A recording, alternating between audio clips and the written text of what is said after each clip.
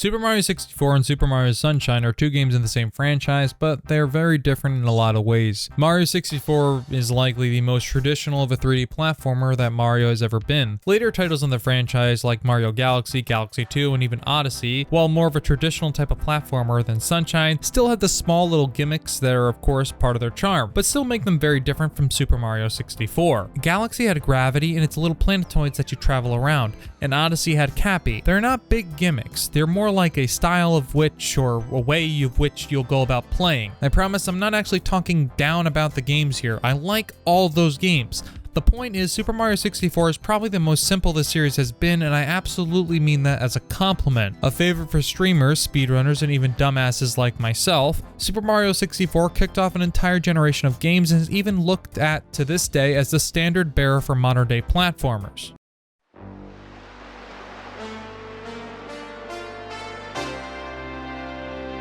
Super Mario Sunshine!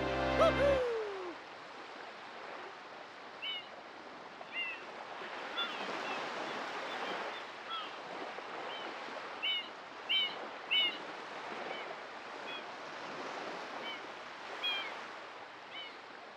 In comes Super Mario Sunshine, arguably their least respected in the franchise out of all the games. At least that's what I've gathered from my explorations online and rumblings amongst people I've spoken to. Worth noting that that's not a representative sample. I have not conducted a survey on this idea, I just espoused as fact. I say that partially as a word of caution to you who may be watching. Seeing a discussion thread in a subreddit or a few comments on a YouTube video is not big enough of a sample size to draw a consensus from, or just be cautious when making those assumptions about anything, even this video. And what is this video even? It's a good question. Well, I for a while wondered if it was even true all these years later. Is Super Mario Sunshine the weakest of the Super Mario 3D platformers? My memory had to be deceiving me if it was, because I remember very much loving the game when I was younger, and sometimes I do think it's probably a good idea to get updated on the game. You know, play it again with more maturity and possibly a more critical eye. I wanted to do an updated review to see if I still felt the same about the game.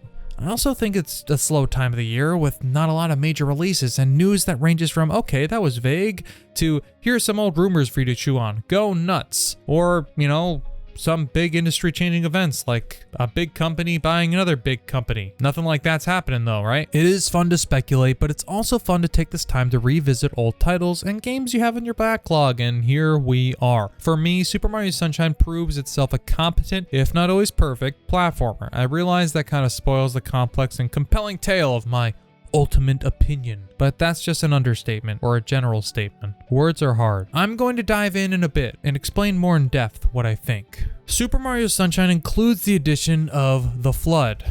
No, not the Flood from like Halo. Flood, not the Flood from Halo. Why did I say the Flood from Halo? You knew what I meant. It includes the addition of Flood, basically a backpack that shoots its water, or shoots water. Man, I can't speak today. Use it to clean things or shoot water, hover over gaps and obstacles, jet across distances and through water, or blast to high areas and places. It may seem that I am oversimplifying, and I might be, but that's essentially the crux of what you do in the title with Flood. As a child, my thoughts were, wow, this is cool, fun, and unique. And if I'm being honest, I do still feel that way. Flood is unique in how it's used to help assist with Mario with platforming. Now you're clearing gaps, you're clearing paths of slime and sludge, you're clearing off or cooling off enemies or various fiery areas or even electric areas. It's fairly simple and not at all intricate per se, but it works pretty well, and it's genuinely, in a weird way, kind of fun to clean the levels or various parts of the maps. The maneuvering is relatively well balanced, and at times it's never too hard to backtrack if you fall or make a misstep, especially once you get that good old rocket nozzle that allows you to quickly boost back up to where you left off. You could even jump with Mario in a way where you get high enough and slowly with the hover nozzle move up and just in time grab onto a ledge or platform. One thing I think people like myself in the Mario 3D platforming games like is that while there's for sure a way to get the shine sprites effectively and I guess even efficiently, you can get creative and get them in more indirect ways, or guess for lack of a better way of saying it, cheese your way through and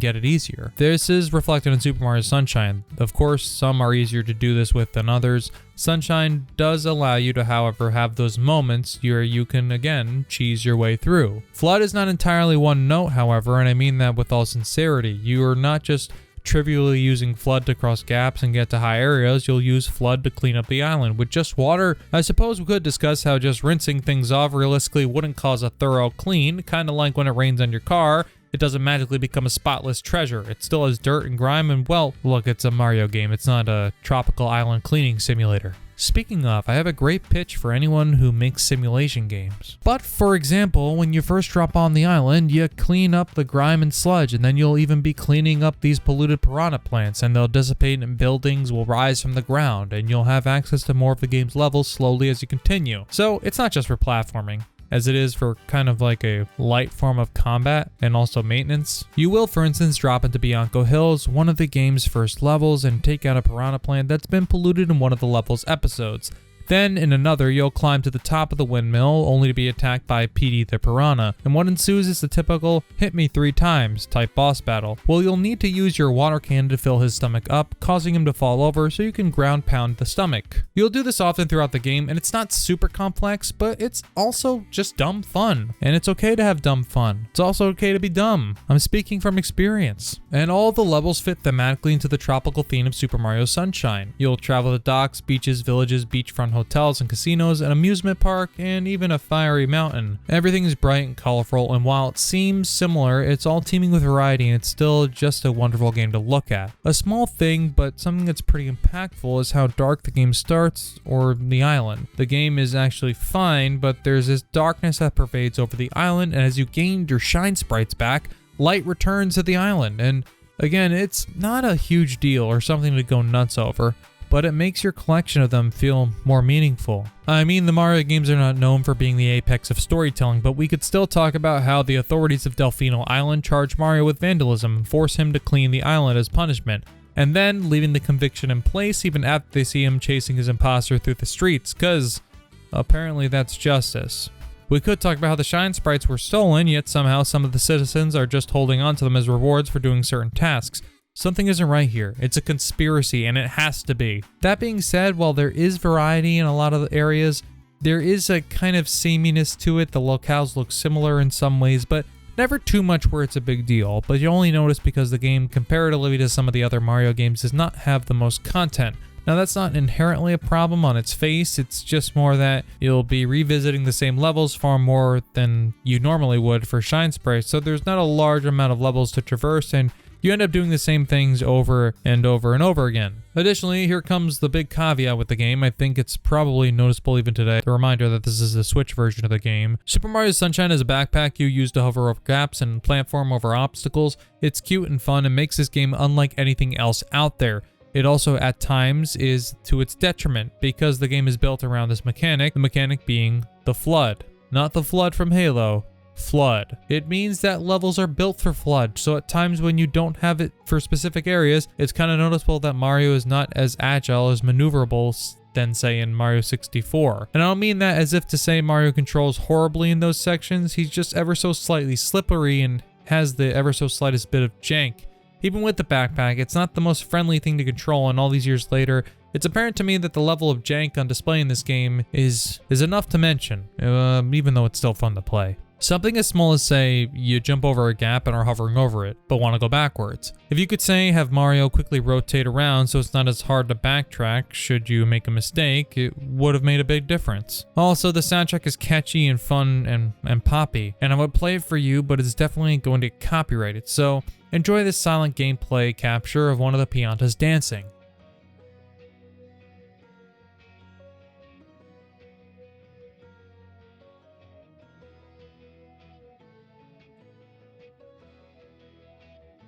So ultimately, it comes down to this: Super Mario Sunshine is still a great game in a lot of ways, and I really enjoyed my time with it. But I will say this: it is probably one of the worst Mario 3D platforming games, not even necessarily from an aesthetic standpoint or even my own personal enjoyment. More generally, just in my opinion, it's not the best out of all of them, but it's still pretty great and it picks a side. I played Super Mario Sunshine on the Switch and the Super Mario 3D All-Stars collection. I have some thoughts on the whole collection as it stands, but generally I'm glad to have played this game again amongst the others, 64 and Galaxy.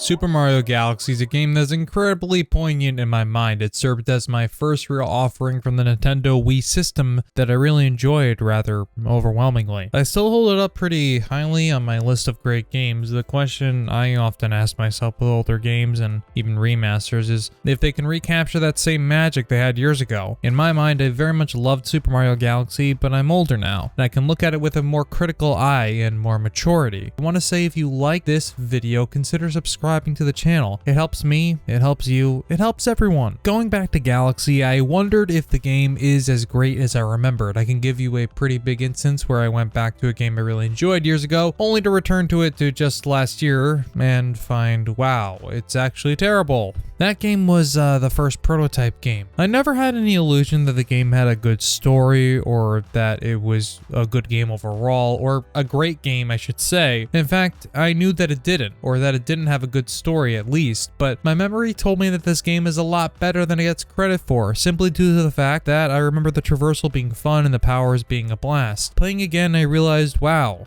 that is just not the case. It's fun to start, but it quickly becomes repetitive and boring, and even the powers are fun, but they stop being fun rather quickly. What I did next is just push through for as long as I could, hoping I would get hooked at some point and be set up for a while and enjoy it, even knowing it's not that great. That never happened. You could say that was my awakening moment when it really sunk in for me that not all games are going to age well, that we know, but your mind also has a way of romanticizing it, and your tastes change. A game you liked when you were younger, you may not like now, and vice versa. I explain all this to explain how I went into Super Mario Galaxy prepared to enjoy it and keeping my mind open should that not be the case. I'm kind of spoiling the video right up front here, but I'm happy to say Super Mario Galaxy is just as great and fun as I remember it to be. Now I could sit here and explain to you how I replayed it with Super Mario 3D All-Stars on Switch. I can explain to you how I appreciate the high resolutions on 3 games in the collection, and I just overall like the ability of giving people access to the games on a modern console. But I could also get into a whole nother general idea of a collection that was limited, seemingly purposefully, and there were not many other updates and changes beyond controls and resolution, or at least none that are immediately apparent.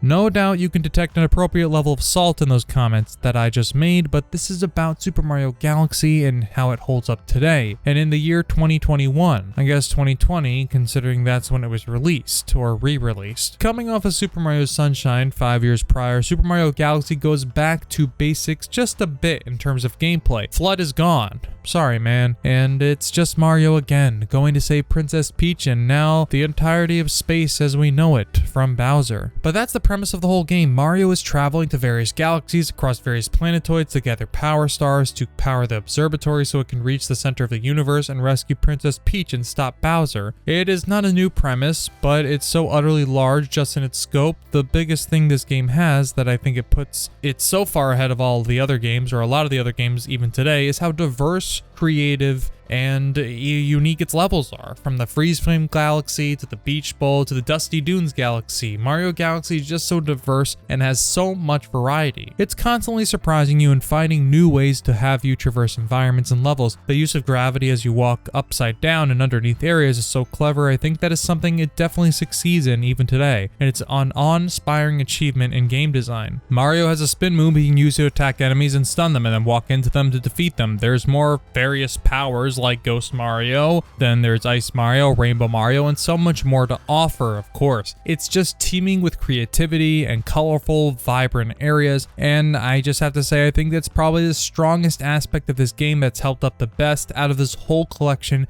It's just the variety on display. And of course, as you know, the game's about traveling to different galaxies and what have you, but it isn't just galaxy in the regard that it's galaxy in as far as it utilizes gravity in some exciting ways. It's jarring, but it's chaotic and fun. Platforming on levels upside down is just a whole lot of fun. It's a blast. Or using blue pull stars to get across massive fields in space is another Mario Galaxy way in which it takes its premise and is constantly twisting its mechanics and systems around, and it teams with variety while also remaining fun and reliable. And it does this seemingly without effort. Super Mario Galaxy 2 and even Odyssey build on this, but Galaxy still proves itself to be one of the best out there. Visually, the support for 1080p resolution definitely has the game looking and feeling crisper than it ever has. and it just looks fantastic, and I would argue holds up against some games even today. It also feels like there's a higher frame rate, which makes the game feel even better and play even better than before. The next part is mainly for the Switch version of the game, so you can skip ahead if you don't care about that. But a big thing about these Switch releases, or rather re-releases of the old games, is that because Nintendo has a penchant for just having totally different controllers and control schemes from console to console, it means they have to adjust the controls and make them work with the new hardware. Thankfully, it works fairly well here. The issue comes in with the motion controls. Having played the game on my TV, with the Joy-Cons and the grip handheld and on my TV, but with the Joy-Cons separate, kind of mimicking the nunchucks from the Wii. None of it is too bad. I think the issue that comes from the pointing and trying to capture the star bits. I never really feel like the detection on the TV was solid or accurate, and it goes all over the place fairly easily because you kind of have to move the whole controller, like the Joy-Cons and the grip itself, just to capture that stuff. Handheld mode is a little easier because you just swipe your fingers on the screen, and the same goes for doing anything more motion related. It's mainly done with your finger or in your opposite hand. The two separate Joy-Cons are also not bad, but again, the detection of the motion on the screen is not the best. Of course, you could also have to rotate the whole controller or maybe even the whole console for some stars, and I don't like it, but it's not frequent enough to ruin my enjoyment of the game. Depending on your specific preference, any number of the Super Mario 3D platforming games have a case to be made that they absolutely hold up to this day, and will always stand the test of time unless we invent a new way to play games that makes gaming as we currently know it obsolete. I don't know what that would be, but I'm not going to speculate. Obviously, I can sit here and sing the praises of Super Mario Galaxy for years and eons and forever and ever. The question is, does Super Mario Galaxy hold up all these years later? And I would argue that it does. There's just something so uniquely whimsical about it, and fun and inviting, and it's filled with variety and challenges and twists. I would love to be able to play Super Mario Galaxy 2 again to see how it compares, because I never beat it and I never gave it a fair shot. I know a lot of critics at the time found Super Mario Galaxy a surprisingly big improvement over its predecessor, with even more creativity and variety, but it never clicked with me the same way that this one did. And maybe that will change if I can try it again someday, but for now I'm here to tell you that Super Mario Galaxy absolutely holds up, and it's still as great today as it was in 2007. But that's going to be it for me, folks. Please, if you like the content, consider subscribing. Let me know what you think in the comments below, and of course, thumbs up or thumbs down, depending on what you think. Above all, have a safe and healthy rest of your day, and I'll see you later.